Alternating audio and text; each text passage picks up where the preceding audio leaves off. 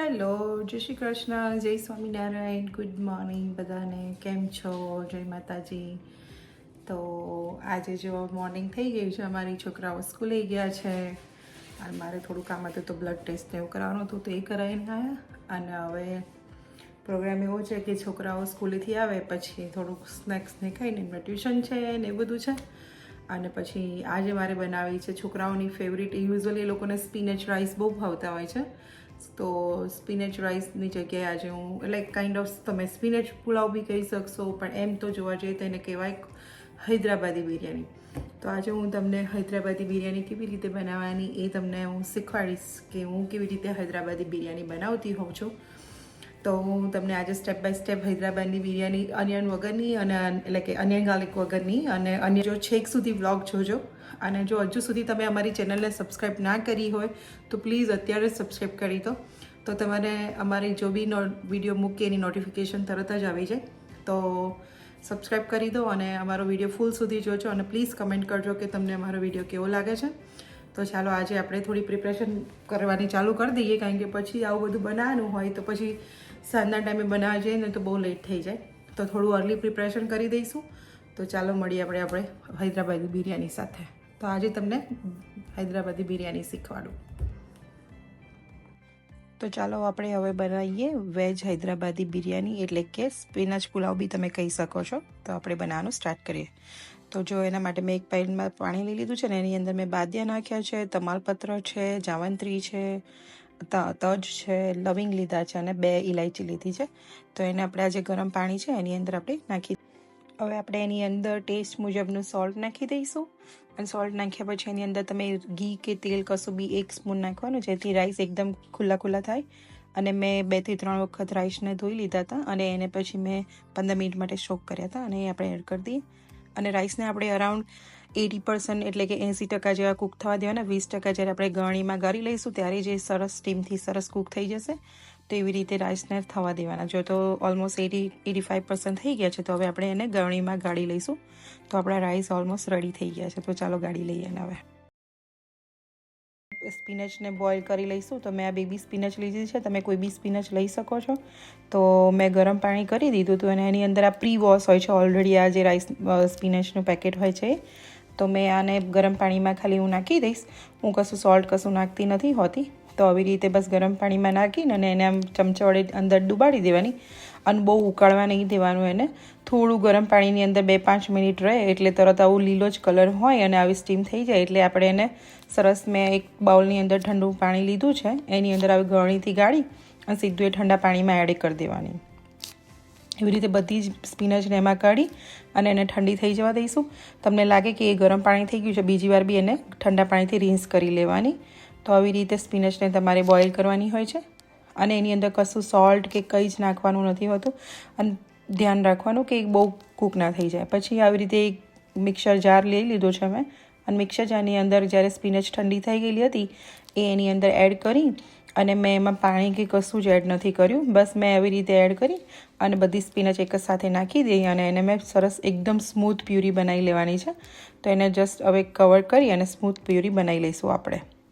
તો જો આ બચેલું પાણી હતું એ બી થોડું હોય તો કદાચ તમે એડ કરવું હોય તો કરી શકાય. અને આ સ્પિનચ જે હોય એને તમે પ્યુરી બનાવીને તમે ફ્રીઝમાં બી મૂકી શકો, જેથી નેક્સ્ટ ટાઈમ તમને યુઝ કરી શકાય. તો આવી રીતે એને લીડને બંધ કરી અને પછી આપણે એને ગ્રાઇન્ડ કરી લીધું. તો જો ગ્રાઇન્ડ કર્યા પછી કેટલો સરસ એકદમ ગ્રીન કલર છે. તો જ્યારે ઠંડા પાણીમાં નાખો ને તો જ આવી ગ્રીન રહેશે અને બહુ કૂક નહીં કરવાની. તો આવી રીતે તમે પ્યુરી બનાવશો તો આવો ને એવો લીલો કલર સરસ રહેશે. અદરવાઇઝ તમે જો એને બહુ ગરમ કૂક કરશો, બહુ જ ઉકાળશો તો એ ગ્રીન કલર નહીં રહે. તો ચાલો હવે એ થાય ત્યાં સુધી આપણે મેં એક પેન લીધું છે એની અંદર મેં છે ને ગ્રેપ સૂકી દ્રાક્ષ હોય એને ફ્રાય કરી લીધી છે. સૂકી દ્રાક્ષ પછી મેં કાજુ લઈ લીધા છે, કાજુને બી એવી રીતે ટુકડા લીધા છે, એને બી ફ્રાય કરી લઈશું. કાજુ બી આ ફ્રાય થઈ જાય સરસ રીતે ગોલ્ડન બ્રાઉન એટલે આપણે પછી એની પછી પનીર બી લઈ લેવાય.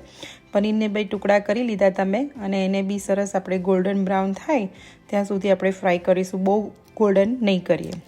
એ ત્રણેય થઈ ગયું એટલે જો આપણી ઓલ પ્રિપરેશન ડન થઈ ગઈ, બધું રેડી છે. જો rice ready, puree, tomatoes, carrots, capsicum, વટાણા, ગરમ મસાલો છે, ધાણા જીરું છે, કાજુ બધું જ રેડી છે. હવે આપણે એક પેનની અંદર ઓઇલ મૂકી દઈશું અને એની સાથે તમે ઘી બી મૂકી શકો છો. તો મેં પહેલાં ઓઇલ મૂકી દીધું છે 2 સ્પૂન અને એની અંદર અરાઉન્ડ 1 થી 1.5 ચમચી જેટલું મેં ઘી લઈ લીધું છે. અને બંને સરસ રીતે ગરમ થઈ જાય પછી આપણે એની અંદર જીરું લઈ લેવાનું છે અને જીરુંનો વઘાર કરીશું પહેલાં. અને જીરું સરસ રીતે શેકાઈ જાય, તમે હિંગ ખાતા હો તો તમે હિંગ એડ કરી શકો છો, તો પછી તમે હિંગ બી એડ કરી શકો છો. તો જો જીરુંને સરસ રીતે ધીરા તાપે અને આ વખત બધું શેકાતી ઘડી આપણે ગેસને મીડિયમ રાખીશું.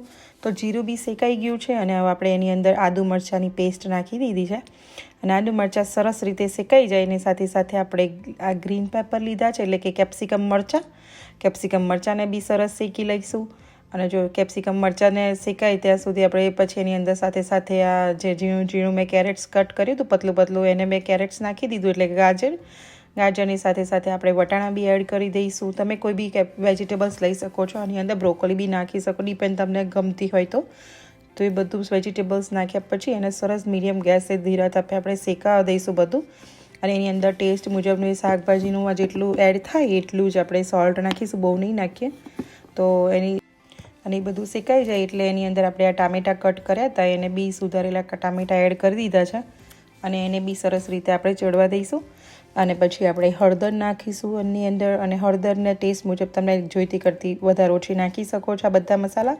અને આ મેં કલરવાળું કાશ્મીરી મરચું નાખ્યું છે. હું બહુ રાઈસ તીખા નહીં કરું એટલે મીડિયમ માટે મેં કાશ્મીરી મરચું નાખ્યું છે. અને આ ધાણા જીરું પાવડર નાખ્યો છે અને ધાણા જીરું પાવડરને બી આપણે તમારા ટેસ્ટ મુજબ નાખી શકો છો. આ મેં બિરયાનીનો મસાલો લીધેલો છે, એકચ્યુઅલી ગરમ મસાલો. એ બિરયાનીનો મસાલો એડ કર્યો છે મેં. તમે કોઈ બી જાત બિરયાનીનો મસાલો લઈ શકો છો યા તો તમે ખાલી ગરમ મસાલો બી લઈ શકો છો. તો મેં આ ડિલાઇટનો ગરમ મસાલો લીધેલો છે જે બિરયાનીનો. તમે કોઈ બી કંપનીનો લઈ શકો છો અને તમે ના હોય તો તમે ઘરે બી બનાવી લો, કૂટીને બી ફ્રેશ મસાલા નાખી શકાય. તો જો આવી રીતે સરસ એને શેકતા જઈશું અને મીડિયમ ગેસે જ હલાવતા જવાનું અને સરસ રીતે એને શેકી લેવાના બધા જ મસાલાને. અને એ બધા મસાલા ચોટે ને એનું ધ્યાન રાખવાનું, નહીં તો પછી એ સ્મોકી સારું લાગે પણ તો બી બહુ ઓવર સ્મોક બી સારું ના લાગે. અને તમને એવું લાગે કે ઓઇલ કે ઘી ઓછું પડ્યું છે તો તમે 1-2 સ્પૂન પછી પાછળથી બી એડ કરી શકો છો. તો એ થઈ ગયું એટલે હવે આપણે એની અંદર જે ફ્રાય કરેલી ગ્રેપ્સ હતી એ ગ્રેપ્સ મેં અંદર નાખી દીધી છે એટલે કે સૂકી દ્રાક્ષને અંદર એડ કરી દઈશું. જે ફ્રાય કરેલા કાજુ છે એ કાજુને બી એડ કરી દઈશું અને પનીરને બી એડ કરી દઈશું. કારણ કે હવે આ જે બધું શેકાઈ ગયું છે એટલે આપણે પનીરને બી હવે મેં રેડી રાખ્યું છે. જો થોડુંક આ બધું મિક્સ થઈ જાય એટલે હું એને અંદર પનીર બી એડ કરી દઉં છું. તો આપણે તમને પનીર બી તમને જોઈતું કરતું તમે ઓછું વધતું નાખી શકો. હું બહુ એડ નહીં કરું કારણ કે હું ઉપર છીણીશ બી ખરું એટલે છોકરાઓ માટેનું છે મીડિયમ એટલે એમાં મેં થોડુંક જ પનીર નાખ્યું છે કારણ કે એ લોકો પાછા વીણી લેતા હોય છે, બહુ નથી ખાતા હોતા. તો આવી રીતે જ મેં બધું જો સરસ શેકાઈ ગયું, બધું ભેગું થઈ ગયું, મસાલા બધા જ રેડી થઈ ગયા છે. એટલે હવે આપણે એની અંદર છે ને ટમેટો પાલકની પ્યુરી એડ કરીશું. એટલે પાલક પ્યુરી જે મેં બનાવી હતી એ થોડીક મેં કાઢી લીધી છે અને થોડીક આની અંદર એડ કરી દીધી છે. તો આવી રીતે પાલકની પ્યુરી આપણે એડ કરી દેવાની છે લાસ્ટમાં. અને પાલકની પ્યુરી એડ થઈ જાય પછી તમારે સરસ રીતે બધું જ આવી રીતે મિક્સ કરી દેવાનું. બહુ કારણ કે પાલકની પ્યુરી ઓલરેડી બોઇલ થયેલી છે એટલે એને કંઈ ચડવા દેવાની હોય નહીં, પણ સ્ટીલ આપણે થોડુંક ઓઇલ બીટ છૂટું પડે ત્યાં સુધી હું કૂક થવા દેતી હોઉં છું કે જેથી બધા મસાલા છે એ પાલકની અંદર બી સરસ ચડી જાય. તો જો તમે જોઈ રહ્યા છો સાઈડે સરસ બબલ થવા માંડ્યા છે. જો એવી રીતે બબલિંગ થાય ત્યાં સુધી આપણે એને રહેવા દઈશું. જો તો બબલ થાય ત્યાં સુધી સરસ રહેવા દઈશું. એટલે કે ઓઇલ કે ઘી જે બી હોય સરસ, તમે બટર બી આમાં નાખી શકો, ડિપેન્ડ છે કે તમને નાખવું હોય તો બટર બી એડ કરી શકાય. આ વધારેલી પ્યુરી બચી હતી તે મેં સારી રીતે આમ આપણે ગુજરાતીઓ એટલે બધું આમથી આમ ક્લીન કરીને નાખી જ દઈએ એડ કરી.